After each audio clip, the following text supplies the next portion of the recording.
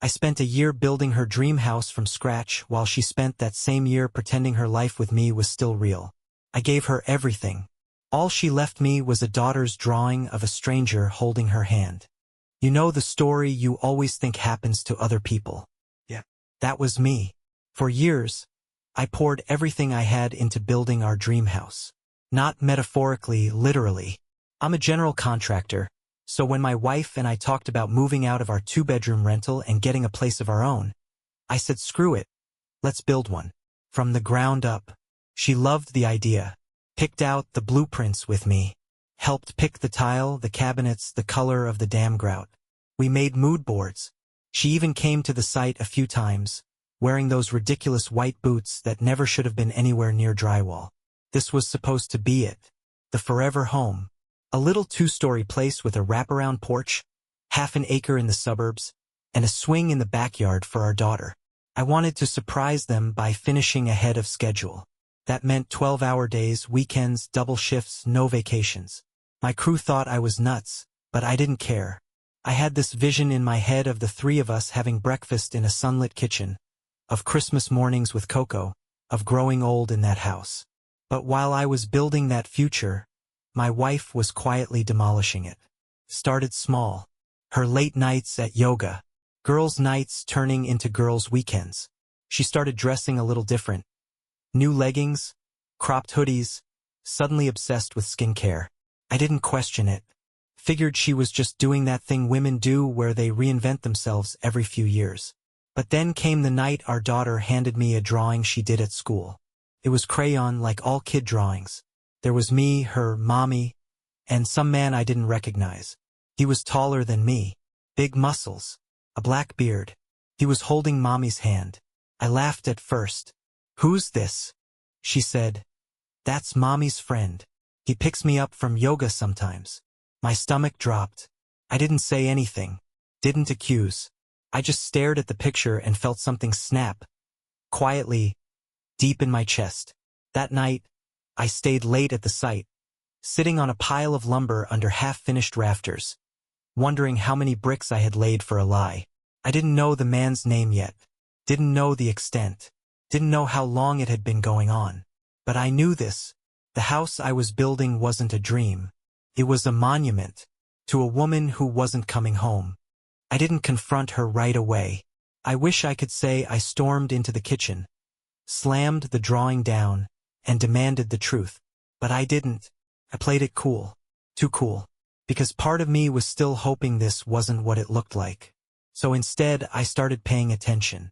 I checked her phone, not directly, just watched how she handled it. That thing was glued to her hand like it contained national secrets. Always face down. Always silent. Notifications off. I asked once, real casual, if she wanted to do a phone detox together, one of those reconnect as a couple kind of things. She laughed like I told her I wanted to live off-grid. The next night, she left for yoga in full makeup. Lip gloss, blush, a spritz of perfume. The works. Now, I don't know much about yoga, but I've never seen anyone try to contour for a downward dog. So I followed her. I know, classic cliché. But you don't understand. I needed to know. And if I was wrong, fine. I'd be the idiot husband with trust issues. I could live with that. She drove to a little shopping center 2 neighborhoods over. The yoga studio was there, yeah, but she didn't go in. She walked right past it and climbed into the passenger seat of a black Dodge Charger. My chest went tight. I couldn't see the driver's face, but I didn't need to. Big arms. Black beard. Same guy from the drawing. They sat there for a minute. Then they kissed. Not a peck. Not a goodbye.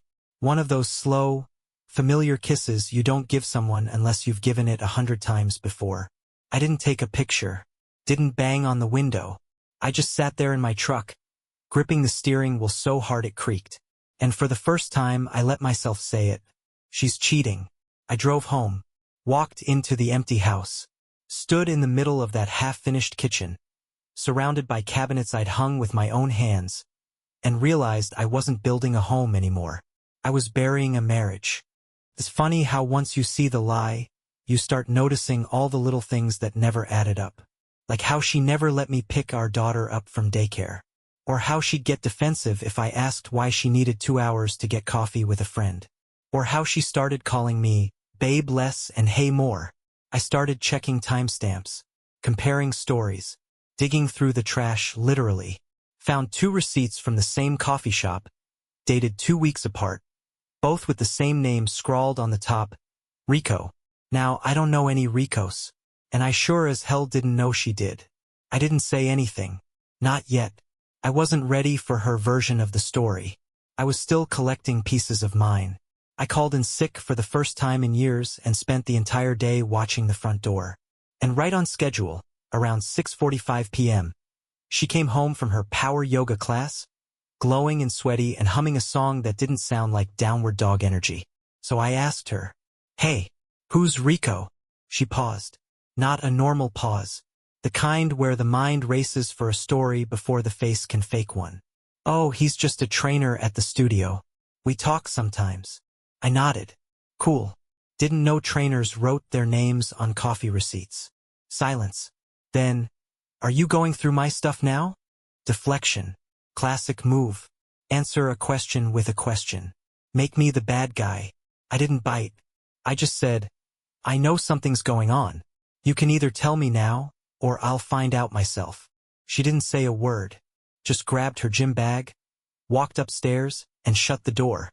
That night, I slept on the couch. And for the first time in a long time, I didn't dream about the house. I dreamed about burning it down. I didn't get a confession. I got cold shoulders and half-lies. And in a way, that was worse. Because once someone starts lying to you like it's their second language, you realize just how fluent they've become. I started keeping a notebook. Not because I wanted to, but because I needed to. Dates, times, places, things she said, things our daughter said, things I overheard when she didn't know I was listening. You start playing detective in your own life when the person you trust most turns into a suspect. Meanwhile, I kept working on the house. Yeah. I know how that sounds. But it was already too far along to stop. I had deposits paid. Subcontractors lined up. Plus, I needed something to keep my hands busy because if I didn't, my mind would eat me alive. She'd still show up at the build sometimes. Bring me coffee. Ask how it was going like she hadn't thrown a grenade into our life and walked away whistling. And I'd smile, nod, tell her things were on track. One day she brought our daughter with her. And as she wandered around what would have been her bedroom, she pointed to the wall and said, "Mommy says I won't live here." I froze. "What?" She just shrugged. She said we're going to live with her friend. He has a pool. Her friend. I looked at my wife, no, my roommate with secrets, and she gave me this tight smile like we were coworkers discussing a performance review. I didn't say a thing. I just picked up my hammer and went back to work. That night, I sent an email to a lawyer. Subject line, "Need to talk. Urgent." And just like that, the dream house turned into leverage. Because if she thought she could build a new life while gutting the one I made for us, then it was time I rewrote the terms. The lawyer's office was cold. Not temperature-wise, just sterile, clinical. Like everything in there had been scrubbed clean of emotion. Which made sense. Divorce attorneys don't sell hope. They sell fire exits. I told him everything. Not the drama, not the speculation, just facts. What I knew. What I suspected. What my daughter had said. What I saw with my own eyes. I even showed him a picture of the house, mid-frame, still wrapped in Tyvek like a body waiting to be buried. He nodded, took notes, asked careful questions. Then he gave me options. I could file right then. Push for custody. Use the house as a bargaining chip. But the real power play, that would come down to proof. He said, "You need something solid." Beyond he said she said. Texts, photos, paper trail. So that's what I did. I became the contractor with a side hustle in reconnaissance. I bought a burner phone, put a tracker in her car, set up a couple of motion-triggered cameras around the house and one at the job site disguised as a floodlight. And within a week, bingo. Tuesday night, 9:32 p.m. Her car pulls into the driveway. She's not alone. Rico's driving. They sit there for a minute. Then she kisses him goodbye. Same move as before. That long, lazy kind of kiss that says, We do this all the time. I saved the video, saved the photos, saved the texts I pulled off the synced iPad she forgot was still on our shared account. Texts like, "I hate lying to him, but he's not the same. He's always tired, always stressed. Wish I could just disappear with you. He'll be fine. He has the house." Like the house was my consolation prize.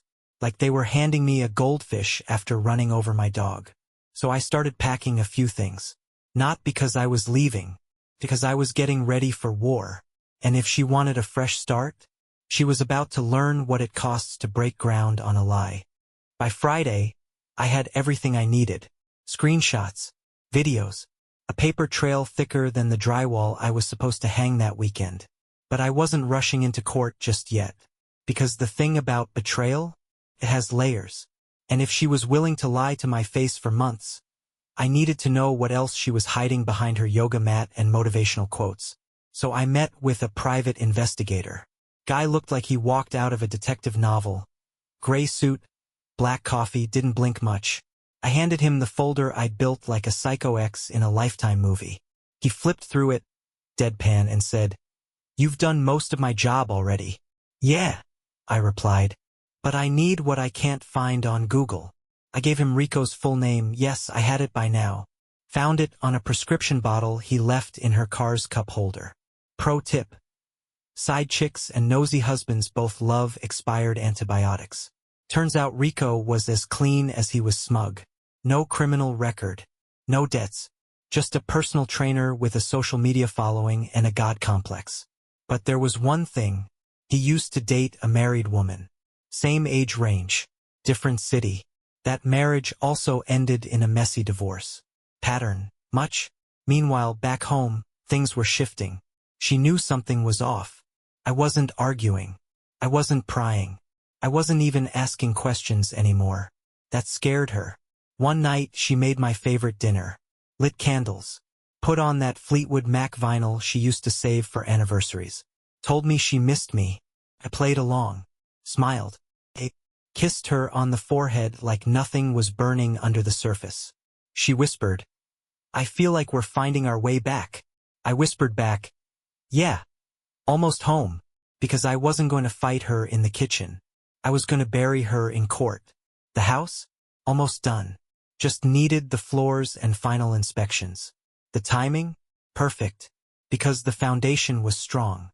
And now I was ready to burn the framing. The house was almost done. I had about 2 weeks of work left. Finishing touches, inspection, paperwork. Normally that's the most satisfying part. Seeing something raw and chaotic become complete. But now, felt like putting a ribbon on a coffin. I hadn't told her yet. Told her I was finishing it, yeah. But not what I planned to do with it. Because that was still shifting. Part of me wanted to move in anyway. Take it back. Own the dream even if the person it was built for turned into a stranger. But every nail reminded me of her lies. Every wall echoed things she never said to my face. Then one night she came by the site. She brought takeout. Smiled like everything was normal. Sat on an upturned bucket while I ate. Told me she missed how we used to be. Said the usual stuff cheaters say when they feel the floor cracking under them. That's when I knew. Couldn't live there. Not with the ghosts. So I called my lawyer and my agent. Told them I wanted to list it. Not next month. Not in the spring. Immediately. I didn't tell her right away. I figured she'd see it soon enough. And she did. The day the for sale sign went up, she showed up at the site like it was a crime scene. Stormed in, eyes wild. "You're selling it?" I just nodded. "Why? This is everything we talked about. Everything we wanted." "No," I said calmly. "It's everything I worked for. You just liked the Pinterest board." She opened her mouth to speak, but nothing came out. Because what could she say? Sorry for making you build a house while I built an exit strategy? The sign stayed up. And over the next few days I started prepping it for showings. Not out of spite. Out of necessity. The house didn't deserve to sit there and rot in memory. It deserved to be lived in. Just not by us. Not after what she did. Not after who she became. So I cleared it out. Cleaned it up. And waited for someone who deserved it. Someone who hadn't tried to fill the foundation with lies. The showings went fast. First couple loved the porch. Second one asked if the floors were real hardwood. The third? Young couple. Newlyweds. Looked like they couldn't believe their luck. I didn't hover. I just stood in the corner, answering questions when needed, letting them imagine their future in a house I'd already buried mine in. She showed up again on day 3. No warning. Just walked in like she still had a key to the dream. "This is a mistake," she said. I kept my voice level. "No. Mistake was thinking this place could fix what you broke." She looked around, like she was trying to burn the walls into memory. Then she dropped it. "He's not who I thought he was." I blinked. "Rico." She nodded, quiet. I ended it. It hit me like a cold draft. Not because I cared, but because she thought it mattered. Like saying that could rewind the tape. Like she could call Mulligan on a demolition. "I just want us to go back," she said, "to before it all got messy." Isterte her. "There is no before anymore. Just after." She cried. Said I was being cruel. Told me she still loved me. I said, "If you loved me, you wouldn't have needed a second life behind my back." She didn't have a comeback for that. Just silence. Same silence I'd lived in every time she walked through the door late, smiling like nothing was crumbling. Eventually, she left. No goodbye. Just the sound of her footsteps echoing down a hallway I once imagined filling with laughter and birthday balloons. The next day, the young couple made an offer. Full price. I took it. Because some people build houses to live in. Others build them to survive what they couldn't see coming. Closing day. I showed up early. Sat in my truck for a bit, just watching the house. Sunlight hit the porch in that soft kind of way where you almost forget everything that went down. Almost. Then I went inside. Met the agent. Signed the papers. Initial here, here, and here. That was it.